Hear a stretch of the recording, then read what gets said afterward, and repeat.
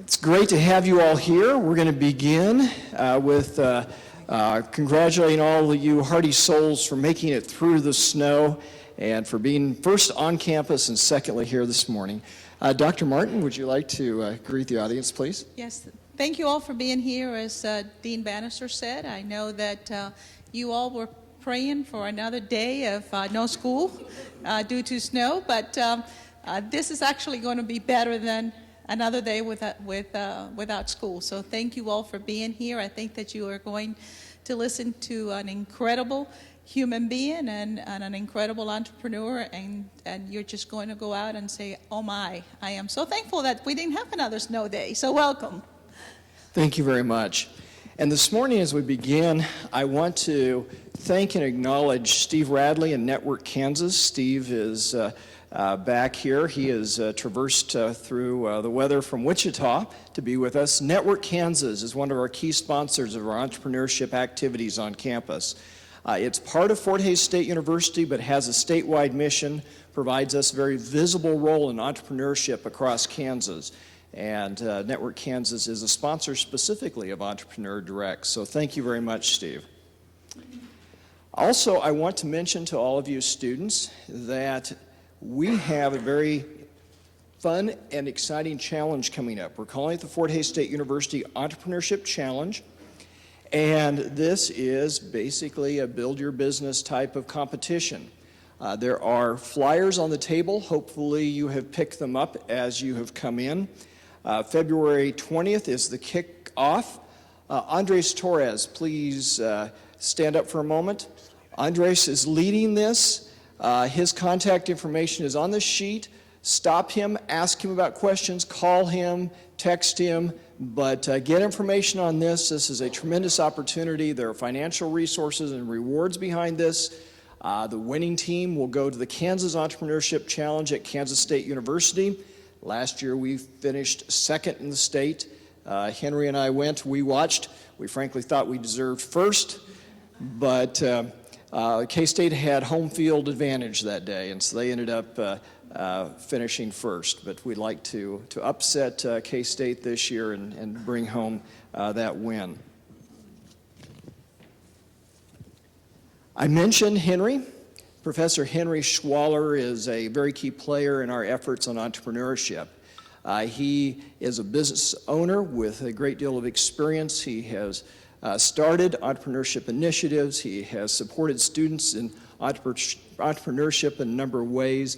He has served the community and the state in public service activities, and we're going to make this the first public unveiling that Henry will become our Director of Entrepreneurship in the College of Business and Entrepreneurship. And we're very excited that Henry is willing to take on this increasingly important role for the college. So welcome, Henry, and thank you for being here. Now, all of you know President Myrta Martin. Now, you know her as our energetic president. Somebody was up at 4:30 yesterday morning trying to decide whether we'd have classes, walking around campus, checking on sidewalks, as someone who hugs every single student at commencement. But prior to joining us as president, Dr. Martin was a business dean at Virginia State University. She has also been a professor of business strategy, and she's also our connection to today's speaker. And so I've asked her to be on our panel today and be part of the discussions.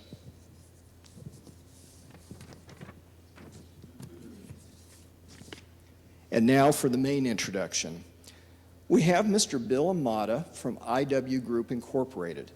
He is the founder, chairman, and chief collaboration officer of IW Group, a full-service communication firm that specializes in the growing multicultural markets in the United States.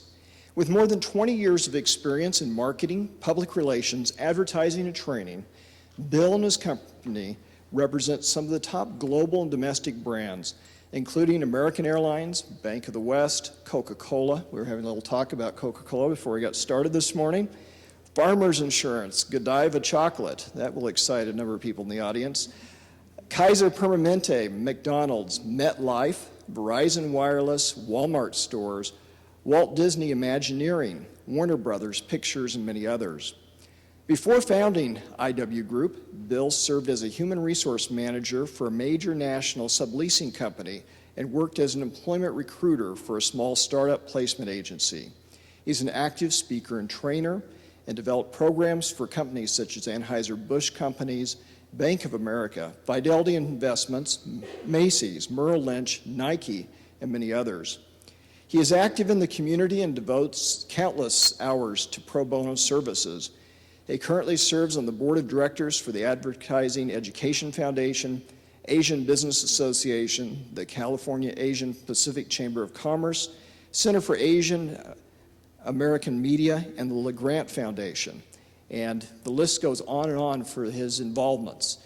He is a leader, he's an innovator and an entrepreneur, and I'd like you to join me in welcoming Mr. Bill Amata.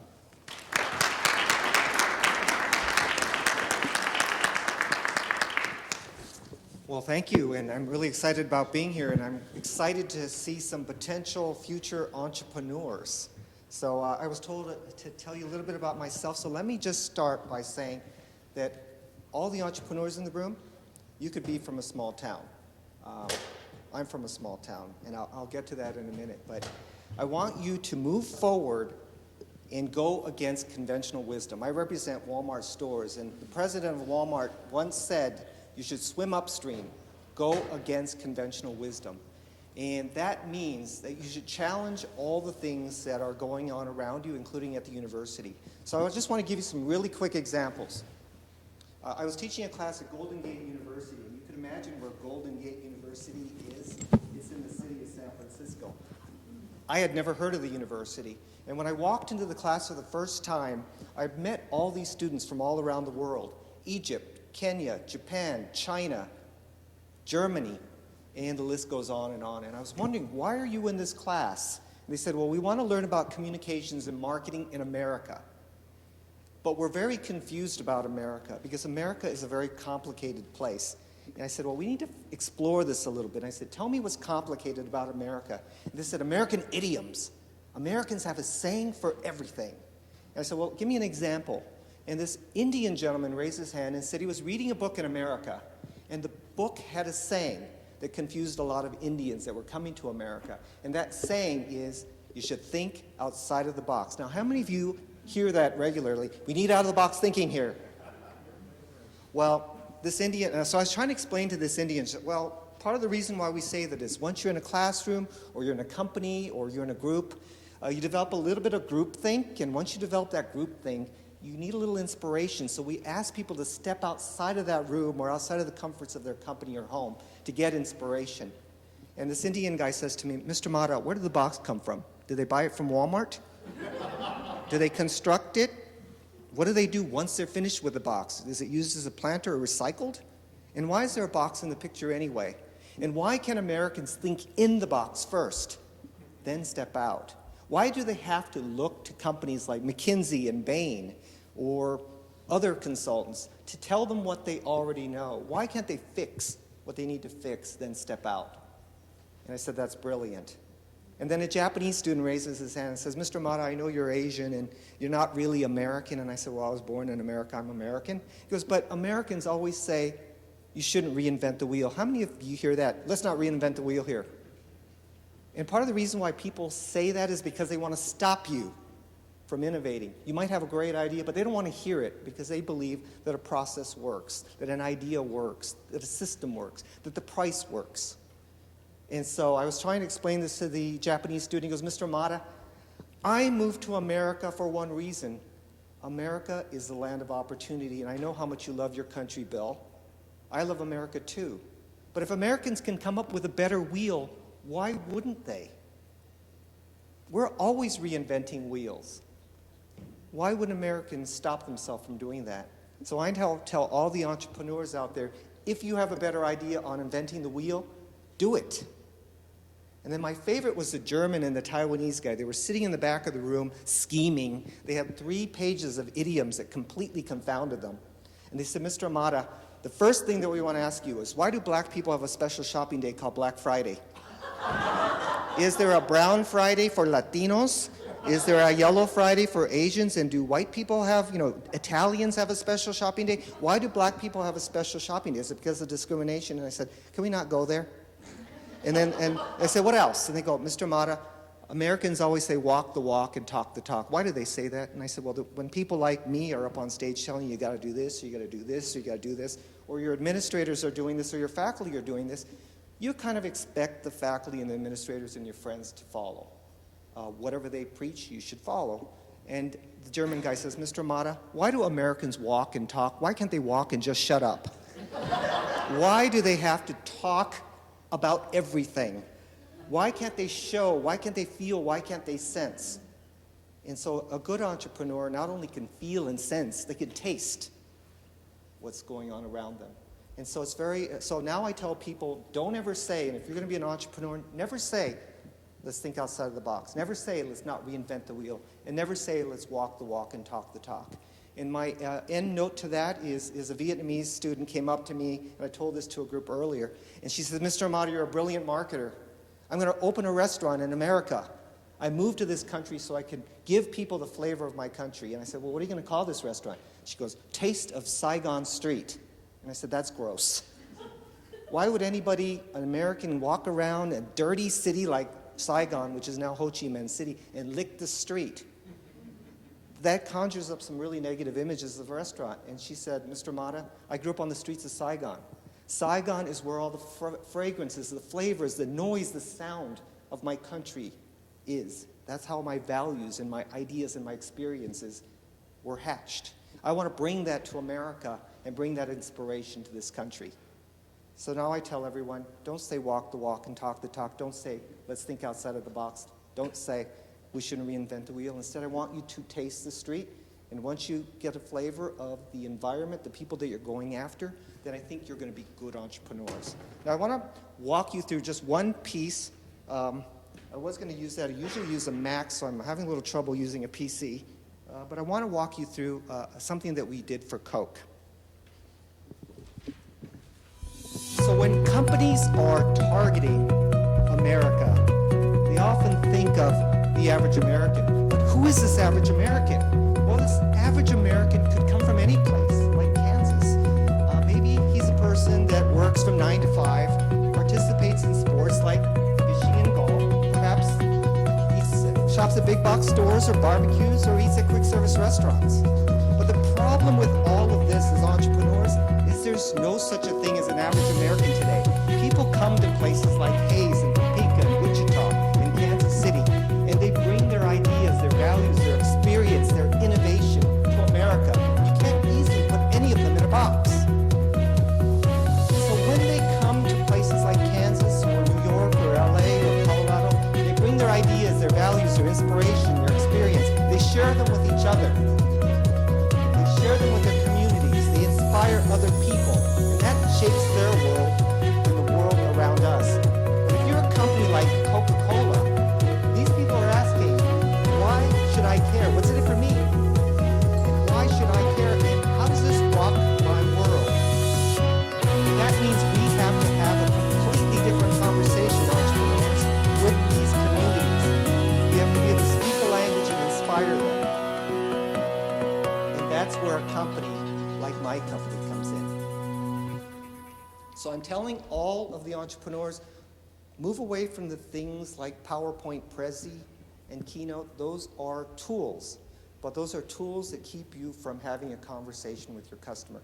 Now, let me just step back. You probably want to know a little bit about my background. I went to a state university, and I tried to get a job in an ad agency, and I didn't get that job. I applied for a job with McCann Erickson. McCann Erickson is one of the largest advertising agencies in the world. If you've ever watched Mad Men, they always make fun of McCann Erickson. Well, I came in second place. A guy named Greg Yost beat me. I'm never going to forget Greg Yost's name ever. And I came in second place. So anyways, my life meandered from advertising to HR to subleasing to public affairs, and I started my own company, which failed. And then after failing and having $80,000 in debt, I went to become a consultant to what I consider the number 2 ad agency that starts with an O.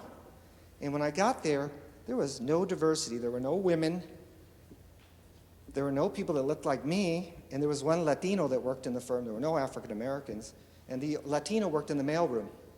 And I got put in a cubicle right next to the toilet. And we used to have big clients, and those clients would come to the agency all the time, and the president of the agency would always brag about the diversity in the company. So Juan, who worked in the mailroom, and I would always get promoted whenever a client came to the office. I would get a really beautiful window office. Juan would get a window office next to me. The clients would be paraded next to us, and we would do our Pasadena Rose Parade wave. And it didn't dawn on the president of this agency that this was a mistake until one of the clients, a very large food company, said, "I want to meet Bill and Juan." "Oh, no, Bill and Juan are busy. They can't meet you." "No, I really want to meet Bill and Juan." And so the president of this very large food company comes up to us and says, "Juan, tell me what you do." "Well, I'm an expert on Latin America." He goes, "Well, that's really great. Tell me what you do." And he goes, "Well, I am the best person alive in the documentation." He worked in the mailroom. He was able to move mail, and I'm the document engineer. I went, "Wow, that's pretty amazing." And then it got to me, and the president of this company said, "Mr. Amata, I understand you are an expert on the Far East." I've been to the Far East. In fact, I've lived in the Far East. I've lived in Japan and Korea and China. "What part of the Far East are you from, Mr. Amata?" "I'm from Ontario, Malheur County, Oregon, in eastern Oregon. Very far part of Oregon. It's about 12,000 people live in that city." And he said, "I beg your pardon? I thought you said you're from the Far East." "I am, Far East Oregon." So I was born in Ontario, Malheur County, Oregon, right on the Oregon-Idaho border. My family grew potatoes, onions, and sugar beets, so I come from a farming family. So anyways, fast forward, an opportunity comes, and the opportunity was a little odd. It was from a very large beer company down the road from you in St. Louis. And the project was, if you had $500,000 and you wanted to target a new audience like Asian Americans, what would you do? And so the president of this company got it, sat on it for a little while, and then the day before the pitch, he walks up to the only Asian American in the company, me, and says, "Would you like to take on this project?" And I said, "Sure." And I looked at it and I said, "It's in a day and a half." And he goes, "Well, I've had it for a couple of weeks, and I didn't think we should go after it, but if you want to go after it, we'll pull together a small team and pursue it." So we slept at the office. We worked all night long on a strategy for this company, and we got on the plane. And while we were on the plane, we realized we were off strategy. So we didn't have a chance to go to FedEx. We didn't have a chance to, because everything was closed. So we decided to do everything on cocktail napkins. And so when we got to the company, the executive assistant, who's a friend of mine today, says, "Where's your presentation?" And I said, "Well, it's in my briefcase." And he goes, "Well, pull it out because you need to get it ready." I start pulling out these napkins, and he goes, "What in the world is that?" I said, "This is our presentation." He goes, "Mr. Amata, you've got to be kidding. You are a major agency, and you do a presentation on cocktail napkins? By the way, that one's stained." And I said, and in walks the executive vice president. What's going on? "Mr. Amata is insisting on doing a presentation on cocktail napkins. This is absurd." And the executive vice president says, "I want to hear the presentation." So we went through the entire presentation with our napkins, stain and all, with a Starbucks stain. And after the presentation, the executive assistant walks up and says, "Mr. Amata, that was the worst presentation we've ever seen. You should be ashamed of yourself." And the executive vice president says, "Tell me a little bit more about golf and this new thing that you're thinking about. People are going to be skiing on one thing instead of two skis?" And I said, "I think somewhere down the line we're going to switch to that." And he goes, "I want to hear more." So anyways, it went well after that. We went back on the plane. The executive assistant walked us to the car and said, "There's no way you're going to get to work." I get to the office. 2 days later, the executive vice president calls and says, "Congratulations, you won our business." I was overjoyed. Everyone is excited. Tell the president of the agency. And he says, "What? You won this business? How dare you? Resign now." And I said, "Why?" "We represent another beer company. It's a conflict." And I said, "Why did you make us go through that process?" And he said, "Because I didn't think you'd win." So I had to call the executive vice president of this company and tell him that we couldn't do the business. And the executive vice president says, "Mr. Amata, start your own agency." And I said, "Are you crazy?" I went back to the agency because I'm $80,000 in debt. You could all relate, right? Loans, borrowing from mom and dad and grandma, charging for credit cards, sharing people's food. I said, "I'm $80,000 in debt. I can't do this." And he said, "Well, Mr. Amata, I'm really sorry that you're going to turn this down because this is a really good opportunity for you. We loved what you did, and you don't need to be with this agency. And I said, well, I'm sorry. I got to pay off my debt. 2 days later, I walk into the office, and there's a FedEx on my chair from this company. And I opened it up, and there's an $80,000 check in the FedEx. And I went, what in the world is this? And I picked up the phone, and I called the company. And I said, we just told you we can't work on your business. And he said, Mr. Mata, you said you were $80,000 in debt. Your debt's paid. What other excuses do you have? Get going. And so that company became my first client. So I know we don't have a lot of time, but I do want to mention to you that I want you to think about the promise of America, and this is what I love about our country. We can learn from other entrepreneurs, and I just want to leave you a couple of really quick quotes that I want you to carry with you, because these quotes motivate me on a daily basis. Quote number 1, if you could believe this story, women actually were discriminated against in retail. They didn't have a chance. It was completely dominated by men at one time. And there was an Italian-American woman named Catherine Barchetti out of Pittsburgh who started a retail empire. And one of her quotes is, make a customer, not a sale. And that applies to all of you, because you're all brands. You're going to be leaving this university, and you're going to be selling yourselves. But rather than sell yourselves, sell something about you other than what you got in terms of your degree. Your degree is very important, but sell some value, some experience, some idea, some innovation that's going to build that customer. Quick example. I was at a dinner, and by the way, if you're going to be networking, you're going to go to these dinners, some of them are going to be 50 people, some are going to be 200 people. Suggestion 1, be the first to arrive, the last to leave. And if you're shy, if you're the first to arrive, there's always somebody that's going to arrive first because they're worried about the snow or weather conditions, whatever it might be.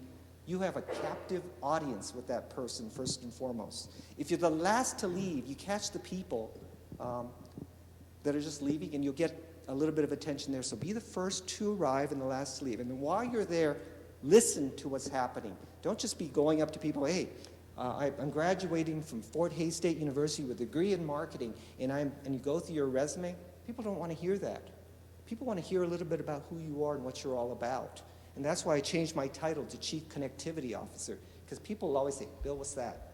And I say, well, let me tell you what I do. So you've already drawn them in. But always listen. So going back to the example, I was at an event, 500 people, and the Chief Financial Officer of Toyota is sitting at another table. And she's amazing, very, very smart, really sharp. She's having a conversation, very businesslike. And all of a sudden, it went to children. And I noticed from body language, her demeanor completely changed. And she said, you know what, I had a real problem recently. My daughter ingested peanuts. She almost died. And I noticed this complete change in her demeanor. She became very concerned. She became a parent. She became a human being to me. And I just made a mental note of that. Fast forward, we pitch Whole Foods, and we win. And the executive there is telling me a story. My son almost died of a peanut allergy. And I don't even go on Southwest Airlines anymore because they serve peanuts. And now I cook for my son all these special meals, and I created all these recipes for my son. So he'll have a healthy meal every day. And I remember the conversation that I overheard about Toyota. And I said to Norma at Whole Foods, will you pick up the phone and call Tracy over at Toyota? And she said, why would I do that? Tracy's daughter almost died of a peanut allergy. You might be able to help her. She said, Bill, give me her number. And so I gave her the number. She picked up the phone, called Tracy, and said, Tracy, I understand that you have a daughter with a peanut allergy. I have recipes that I'd like to share with you. And they had a 45-minute conversation. And after the conversation, she said, how did you know my daughter had a peanut allergy? She said, Bill Amata told me I should call you. And she said, who? Bill Amata. He overheard you in a conversation, and I wanted to just help. The woman called me up 2 days later and said, I don't know what I need to do, but you're going to work for our company. So Lexus is our newest client. So you make a customer, not sell. A few more quick ones. Latinos. You probably see a lot more Latinos each and every day in Kansas. In a place like LA, they're 40–50% of the population. Latinos have this saying, I don't know who created it, but it's donde comen cinco, comen seis. Does anybody know what that means? 5 eat, 6. Of course you know, right? Where 5 people can eat, 6 can eat. Where 6 can eat, 7 can eat. Where 7 eat, ate could eat. And I love that about Latin culture, because that means every person in this room, if you have an idea, you should be able to share it, regardless of who's at your table. You should always invite people to sit with you to share your ideas, and that should always be something that every entrepreneur should do. Another thing that I really like is Peter Drucker. Peter Drucker is an author, an economist, a professor at Claremont College, and he said, if you want to predict the future, create it. And I think all of you are going to help create that future. So if you're going to be an entrepreneur, bring it on. So anyways, I think I'm going to stop here so that we can have a conversation. But I'd be happy to talk to you now or anytime after this. Bill, thank you very much. And I'm going to ask an initial question. And just about a week and a half ago, I spent multiple days in Silicon Valley visiting with alumni. And it was a great opportunity to talk to alumni that work at places like Apple and Square and a number of small places nobody's ever heard of, but they're hoping people will have heard of. But one of the kind of constant themes you hear in Silicon Valley is learn from your failures. And unless you've had failures, you haven't learned much yet. With the business that you started and which failed, what were your most important takeaways? Most important takeaway is don't give up. Pick yourself up. Because a lot of people fail and then they become very miserable and sad, and they wallow in that sadness and fear. And I have to say, when my business failed, I wallowed in my fear for a few days, and it turned into weeks, and it actually turned into a month, and I was slightly depressed. And it took a little bit. One of my friends said, snap out of it. You failed. What do you think about all these other people before you? And Thomas Edison had this great quote. I don't know if you've heard it. I didn't fail. This is Thomas Edison saying this. I didn't fail. I just found 10,000 things that don't work. And he said, you got to snap out of it. So the key learning is the energy that you put in failure and wallowing in sadness could easily be converted into positive energy. So what I did was I picked myself up and I went and tried it again. And after the second time, also failed. But sooner or later, you're going to pick up more and more ideas and some inspiration from others, and you're going to succeed. So I always kept my eye on the goal. And even though my career went like this, and many of your careers are going to go like this, you don't always have to get from point A to point B with a straight line.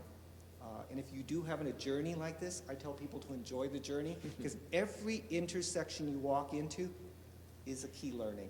So failure is just one step in that journey, and you might fail once, you might fail twice, you might fail in other things, but the people that know how to pick themselves up and rechannel that energy are the ones that are going to succeed. Thank you again for being here. You know, one of our motto here is forward thinking and world ready is right behind you.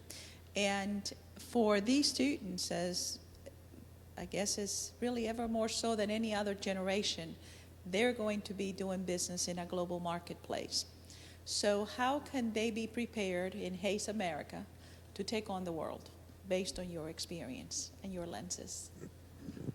Okay, well, I'm going to tell you a little story really quick. When I was teaching that class, they were reading this book. It said Americans were a lot like peaches, and it just drove me nuts, that idea of why is an American a peach? And if you don't mind, I'd like to step off the stage for a second and just give you an example of that, okay? So I said, why are Americans like peaches? And this German and Taiwanese guy said, Americans, they're so much like peaches. Peaches are soft on the outside, and you could take a bite out of that peach, right? And so they said, Americans are just the most lovable, generous, kind people in the world. And they can have a conversation about anything. The gentleman in the tiger, where did you go to high school? Great Bend High School. Great Bend High School. My God, my cousin went to Great Bend High School. That's really cool. I have no idea where it is, but it's just an amazing place. Did you have a good experience there? Yes. So we can have a conversation about that. What's your favorite food? My favorite food is pizza. Pizza. Oh my God, Costco has some of the best pizza, wouldn't you say? Problem is, it doesn't fit in the refrigerator. You have to cut it up and then freeze it. I could eat pizza every single day. It's one of my favorite foods. You and I have a connection. What's your favorite movie? I love that too. That is like one of the best movies I've ever watched. In fact, I went down to Kmart and I bought every DVD of because every one of my friends really enjoy it because I really enjoy it as well. So they say it's very easy to connect with an American because we could bite that peach. And then they said something else happens. The American economy is heavily impacted by the International Monetary Fund. Who leads that? No idea. Christine Lagarde. Brazil is a very important country. It's one of the BRIC nations. A woman leads that country. What's her first name? Couldn't tell you. Couldn't tell you. No, that's not her first name. It's Dilma. Okay. There are three major tribes in Nigeria. Name one. Anyone. I don't know. No, that's not one. Hausa, Yoruba, and Igbo. Robbins Island. Why is Robbins Island important? I don't know. That's where Nelson Mandela spent most of his life, most of his adult life imprisoned. How many languages are spoken in Belgium? 34. 34. Pretty close. 32. No. It's the two main languages are French and Flemish. French and Flemish. It's also the seat of the European community. It's very important. What's the name of the stock exchange in the UK? No idea. FTSE. So the whole point of all of that is they say Americans are like peaches because we could bite into the peach and then we find a peach pit because we can't have a global conversation. And so, by the way, you're not the only university, because I didn't know half of that either, but it's very important that when we're in the university, we remain curious, and entrepreneurs are always curious about everything. We're curious about food, we're curious about culture, we're curious about everything that goes around them. But I have to tell you, what the German guy said to me afterwards is, Americans are like peaches. I said, okay, what are Germans? And he goes, we're like coconuts. And I said, well, you never say that in America. And the Taiwanese guy goes, we're like coconuts. And the Japanese guy said, we're like coconuts. I said, where'd you read this? In a book. And I said, why do you call yourselves coconuts? And he said, because it takes time to get to know us. And we want Americans to embrace our culture, our food, our ideas, our values, our inspiration.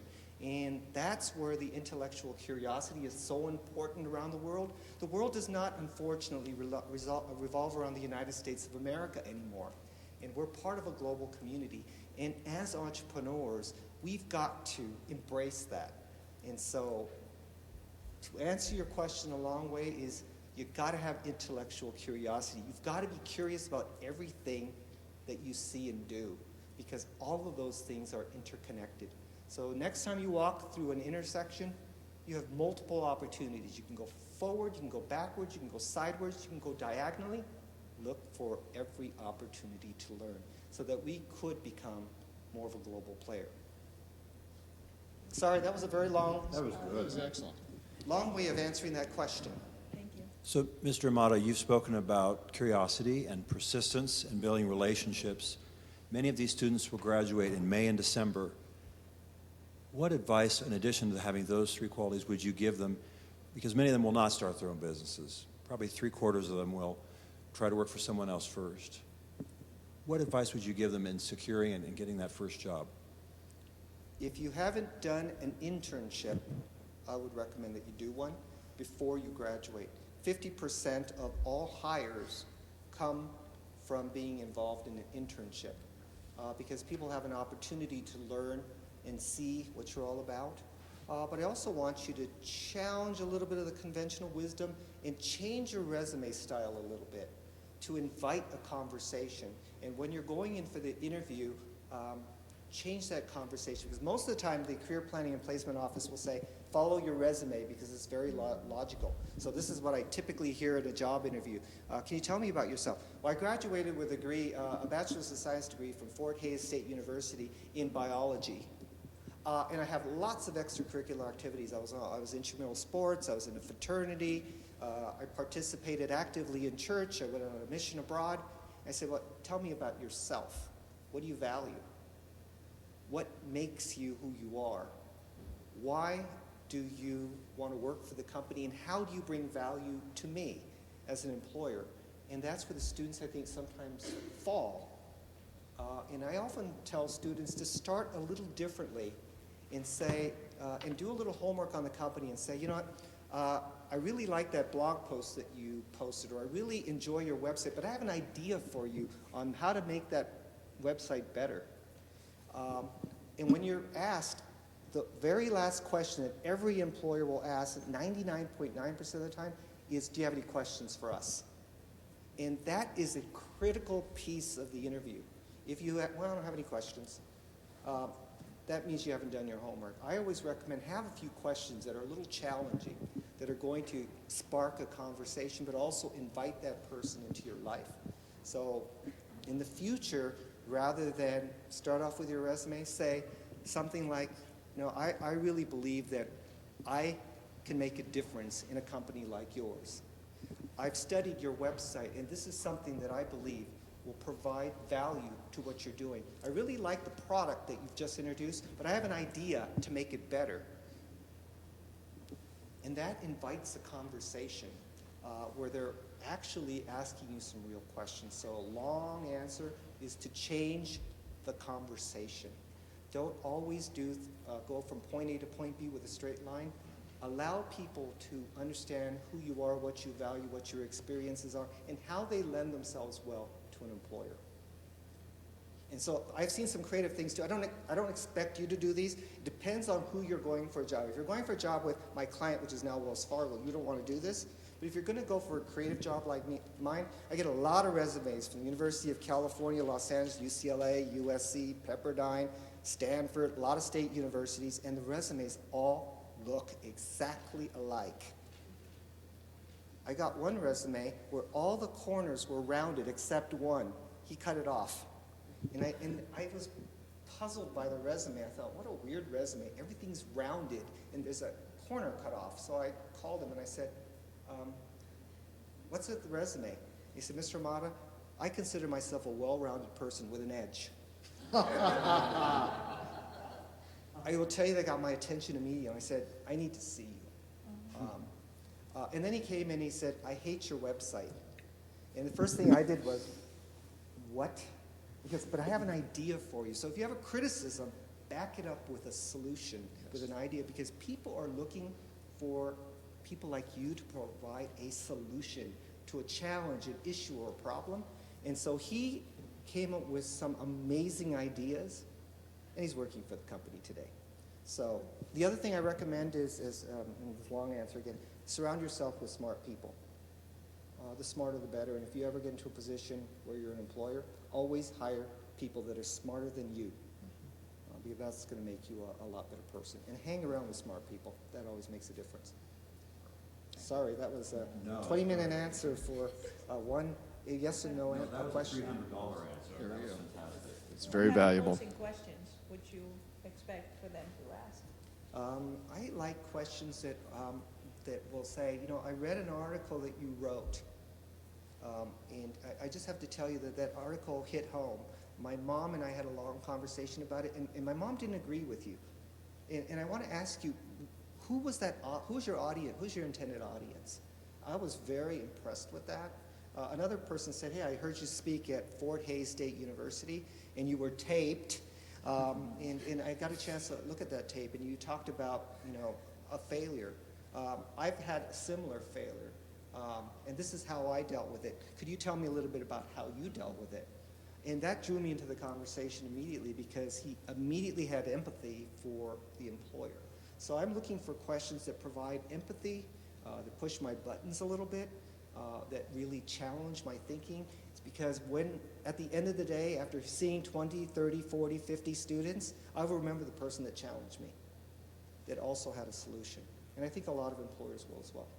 So it stood out. Well, we've got a couple of students that are equipped with microphones that are in the audience, and this is an opportunity for audience members to ask questions and to get a direct answer. I'll try to keep it shorter. Never give an entrepreneur a mic.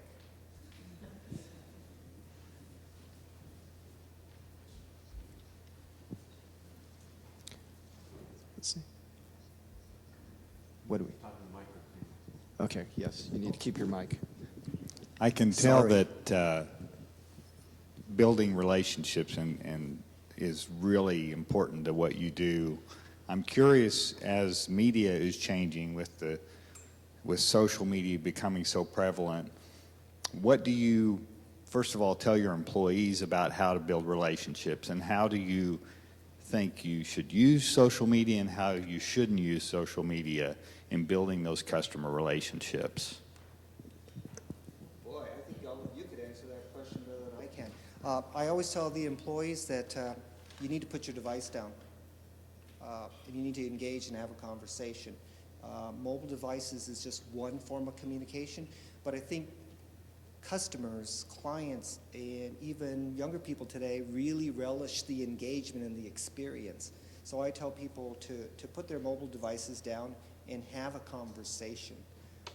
But since we're in a world where mobile devices are important, we're on them all. And I'm in the world of advertising, and most of you don't want to use Hulu because there's way too many ads. So you navigate to things like Netflix so that you don't have to watch those ads. And so I've been telling my staff that you got to make that emotional connection with the audience. The problem with mobile devices is you can't, and social media, is you can't always make that emotional connection. So McDonald's and Coca-Cola and Walmart and all of our clients are now trying to find a different way to do that. And now that media is democratized, because any of you in the room, including grandma, could now create content and upload it. It's completely democratized. But if you're going to make that emotional connection, tell people a story. Give people an aha moment. Make a connection that is going to be deep and moving. And I tell all my staff that if you want to move forward and be successful, you not only have to be good with social media and digital, you have to also be good at making a person-to-person connection. And without that, it's going to be very hard for any of you to succeed, because people are craving that now.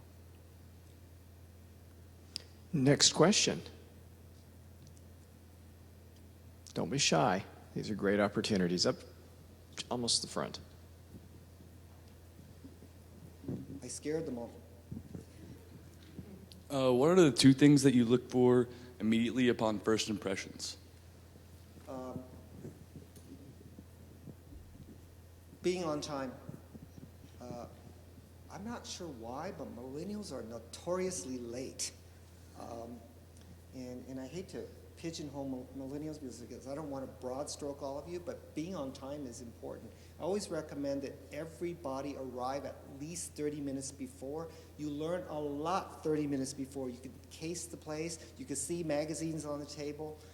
You could talk to the receptionist because he or she is a wealth of information. By the way, whatever you're doing in the lobby, the receptionist, whoever's there, they're often going to run in and tell me what they see. They'll say, oh my God, that person's really sloppy, that person was late, that person was chewing gum, that person took a phone call. So your first impressions are often not with me, it's with somebody else in the office, but I always recommend being 30 minutes in advance because you learn a lot in that 30 minutes. The other thing that I think is not a good impression for me is a resume that has an objective. Some of those objectives just don't make any sense to me. One of the students came in from one of the universities, and the objective it was to get a progressively responsible position that will allow me to use my experiences to the best of my ability. So I said, what does that mean? And she said, I have no idea. Career Planning and Placement asked me to do that. So if you're going to have an objective, make sure that you know what you're going to talk about. And so that also makes an impression. So usually those two things. Of course, appearance. People will judge you in 3 to 7 seconds or less. So you always want to make a really good impression at the beginning. And usually tardiness is the worst thing that you could possibly do. And grooming. And I've just gotten back from a Business Dean's Conference. One of the presenters was the Chief Talent Acquisition Officer for Coca-Cola. And one of her biggest frustrations, or Coca-Cola's biggest frustrations, is millennials not understanding a deadline actually means something. And that if you're asked to accomplish something before that deadline, people need that accomplished. And people bring their cell phones to interviews, and one person, the cell phone rang, and she goes, oh, I'm sorry, this is a really important call, do you mind? And I was like, no, I don't mind. And she's like, wait, I'm interview. Can I call you back? I told you I'll go to the movie with you. Okay, where were we? So I've seen everything. But sometimes people come in and there's some conversation starters. I'm a more creative agency, so we often like creativity. Whereas some of the more conservative companies like banks and financial institutions, they typically want you to be a little bit more conservatively dressed. But as a creative agency, they want to see a little bit of flair, use of fonts in your resumes, a little bit of texture in your language, fiber, thicker paper, or even doing things like, say here out on my resume on thumb drive, which I'd like to share with you because I care about the environment. I mean, things like that, could make an impression, and they often do for me. To that point, knowing your audience and knowing where you're going to be interviewing is key. In my previous life as Dean of the College of Business, we implemented a requirement because our students did not feel comfortable wearing a suit, especially you young men, and wearing a tie. And one of the feedback that we received from employers were that they would sit and fiddle with their ties because they didn't feel comfortable. So get used to wearing that which will become part of your everyday attire. That's critical because they notice little things like that. The other thing is, as Mr. Matta said, know your audience. If you're going to go to interview with a bank, do not wear a lilac suit. I'm not exaggerating. Okay, I had a young man, and he came in and he said, "Dr. Martin, don't I look great?" And I said, "Yes, you look great. Where are you going?" He says, "I'm going to go interview with Bank of America." I said, "No, you're not. Turn around and go back out." So again, it's an issue of those first impressions mean an awful lot, as you said. Knowing your market is critical, and you need to be feeling comfortable in the external suit that you're wearing, because that will be the perception that that person is going to get from you. Yeah, and try to wear a tie that doesn't have a stain. I walked in earlier with lots of lint, so those kind of things make a difference. But you could express a little bit of creativity. I love the former mayor's socks. I think you could express a little bit of creativity, and I think my client Wells Fargo is very conservative. Gray suits, dark suits, blue suits, nice tie. A lot of the people wear white shirts, which is not something I like to do. But when we go to our meetings with Wells Fargo, we all wear suits. But we'll play a little bit with our socks because I think even companies like Wells Fargo will be very impressed that you coordinated a little bit in some unusual way because they want a little bit of creativity. They don't want you to be completely stuffy, and they still want you to be your genuine self. But pay attention to the suits you're wearing and the belts you're wearing and ties, because I see a lot of people coming in with stains on their ties. Well, unfortunately, our time has gone very quickly. This has been an excellent presentation, and if you all would join me in showing your appreciation for Mr. Bill Amato.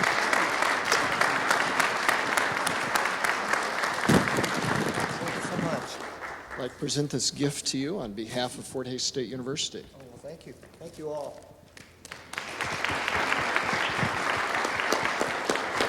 Thank you again, Dean Bannister. We actually have a half an hour of time, so if you don't have class right now, you'd like to talk one-on-one with Mr. Imada, he will be here to answer your questions and provide you with any advice. So thank you for coming. Thank you.